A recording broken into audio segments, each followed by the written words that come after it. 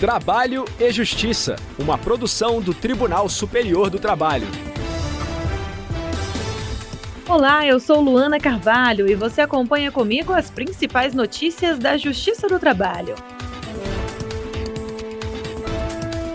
Quem abre o nosso programa é Rocine Gomes, de Brasília. Cláusula coletiva que divide intervalo intrajornada em 2 períodos é válida. Em nosso giro pelos regionais, a repórter Ana Paula Guilherme traz informações diretamente do Tribunal Regional do Trabalho da Terceira Região, em Minas Gerais. Motorista que sofreu acidente de trabalho após tombamento de caminhão na BR-040, em Juiz de Fora, será indenizado. Hoje é dia de entrevista e nós vamos conversar com o juiz Rodolfo Pamplona, da 32ª Vara do Trabalho de Salvador, na Bahia. Ele vai falar sobre estabilidade no emprego. Se liga, o nosso programa já está no ar. A terceira turma do TST rejeitou o pedido de horas extras apresentado por um operador de indústria farmacêutica. Ele questionava a divisão do intervalo para descanso e alimentação em 2 períodos. Saiba mais com o repórter Rocine Gomes. Um operador alegou que trabalhava 5 dias e folgava 2. Segundo o empregado da fábrica da Johnson de São José dos Campos, São Paulo, ele tinha jornadas variáveis, com 45 minutos para refeições e descanso e 15 minutos para café. Na ação trabalhista, o homem pediu o pagamento de horas extras. A terceira turma do TST, por unanimidade, rejeitou o recurso do empregado. Para o colegiado, a CLT permite o fracionamento ou a redução do intervalo intrajornada, desde que seja assegurado o mínimo de 30 minutos. Os ministros concluíram que a cláusula coletiva respeitou os limites legais e constitucionais. Dessa maneira, o direito do empregado à saúde e ao repouso não foi afrontado. Giro pela Justiça do Trabalho.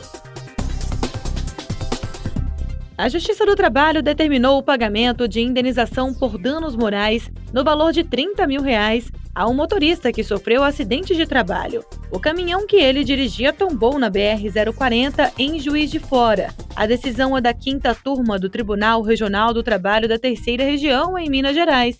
A repórter Ana Paula Guilherme conta os detalhes pra gente. Os julgadores da 5ª turma do TRT-MG entenderam que não foi comprovada a culpa exclusiva do autor ou a prática de ato inseguro no momento do acidente. O caminhão transportava botijões de gás e, após o tombamento, pegou fogo, causando a interdição nos 2 sentidos da BR-040. Na região da Zona Norte de Juiz de Fora, o Corpo de Bombeiros foi acionado para combater as chamas e o resfriamento do veículo incendiado. Já o condutor da carreta foi projetado para fora do veículo e encaminhado ao Hospital Pronto-Socorro da cidade, com ferimentos graves. A desembargadora relatora, Jaqueline Monteiro de Lima, entendeu, na conclusão da decisão, que a empresa realizava atividade de risco, sendo aplicável a responsabilidade objetiva, ou seja, independentemente da culpa dela.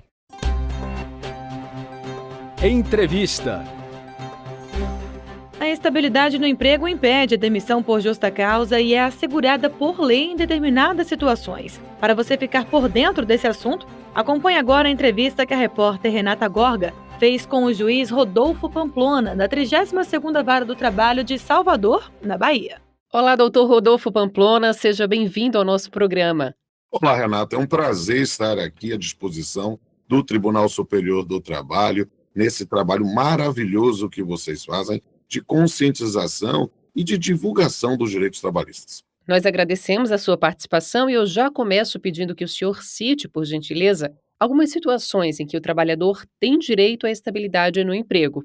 E isso nós vemos, inicialmente, na CLT, com a modalidade de garantia de emprego, um membro da CIPA, do dirigente da CIPA. Esta garantia de emprego ganhou um status de estabilidade na Constituição de 88, mais precisamente no ato das disposições condicionais transitórias. Lá mesmo foi criada a estabilidade da gestante. E no texto da Constituição, no artigo 8º, inciso 8, nós temos uma previsão específica de estabilidade do dirigente sindical. Posteriormente à Constituição de 88, a Lei de Benefícios da Previdência Social, a Lei 8.213 de 91, criou a estabilidade do acidentado do trabalho, que é no artigo 118. E nós temos outras modalidades tópicas específicas de estabilidade que não têm um alcance tão grande. Hoje, no sistema, as modalidades mais comuns e que têm uma aplicabilidade no meu dia a dia como juiz do trabalho são essas: a do dirigente sindical, previsto na Constituição, a da gestante e do dirigente da CIPA, previsto no ato das disposições constitucionais transitórias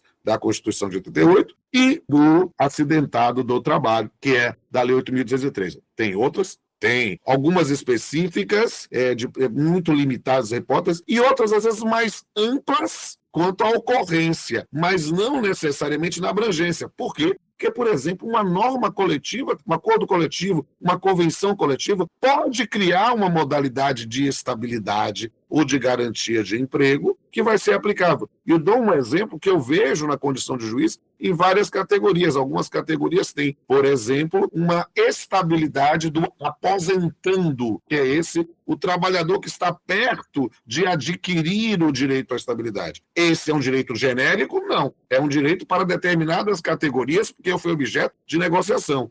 O senhor falou sobre acidente de trabalho.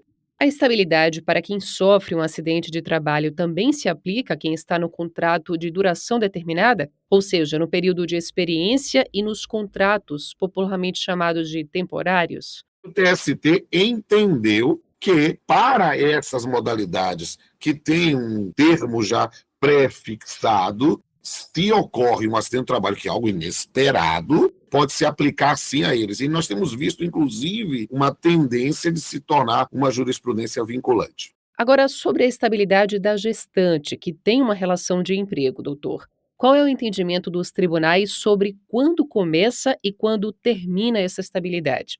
A estabilidade da gestante, ela é desde a confirmação da gravidez até 5 meses após o parto. A confirmação da gravidez é literalmente do fato da gravidez. Pouco importa, às vezes, até que se a gestante saiba que está grávida. Por quê? Porque a proteção é destinada ao nascituro. É destinado a este bebê que vai vir a nascer, e não necessariamente a mãe, a gestante, a parturiente, a posteriori. O que pode ensejar uma política bastante razoável de, quando se dá um aviso prévio a uma empregada, já dizer desde já: olha, caso a senhora esteja grávida, desconsidere isso. E talvez recomendar-se que um exame de gravidez seja parte do pacote dos exames demissionais, porque ela não é obrigada a fazer. Ninguém é obrigado a revelar o seu estado de gravidez.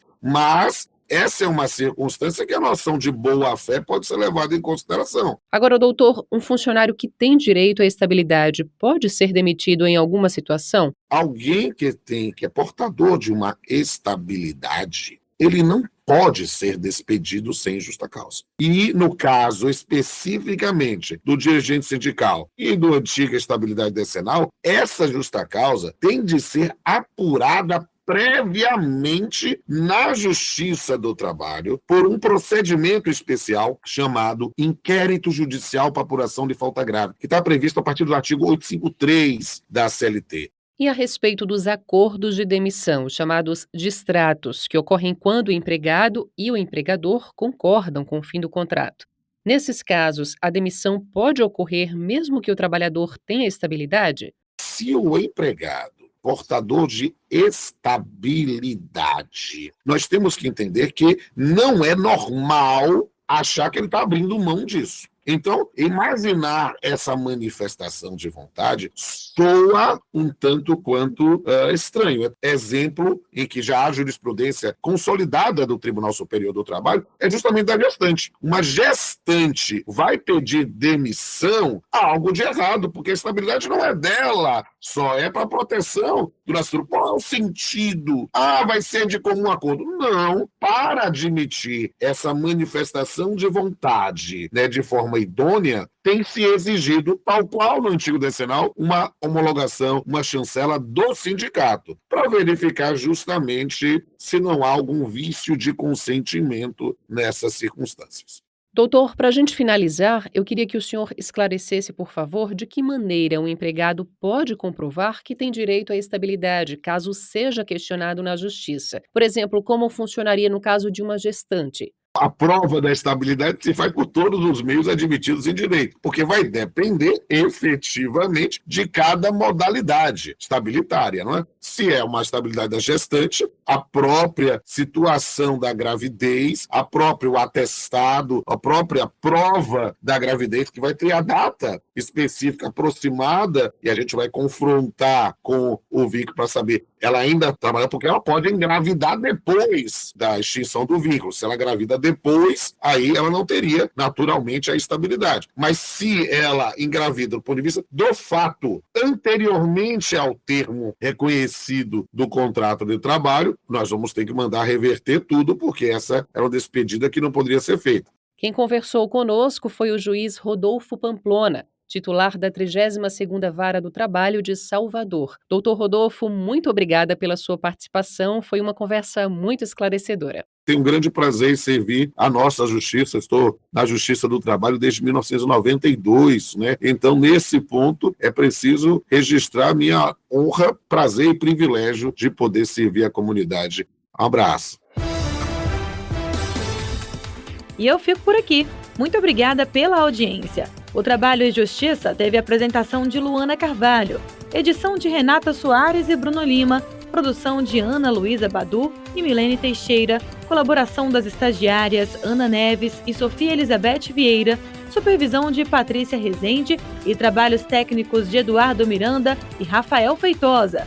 O programa é uma produção da Rádio TST, sob a coordenação de Rodrigo Tunholi e a supervisão geral da Secretaria de Comunicação Social do Tribunal Superior do Trabalho. Até a próxima. Tchau, tchau. Trabalho e Justiça, uma produção do Tribunal Superior do Trabalho.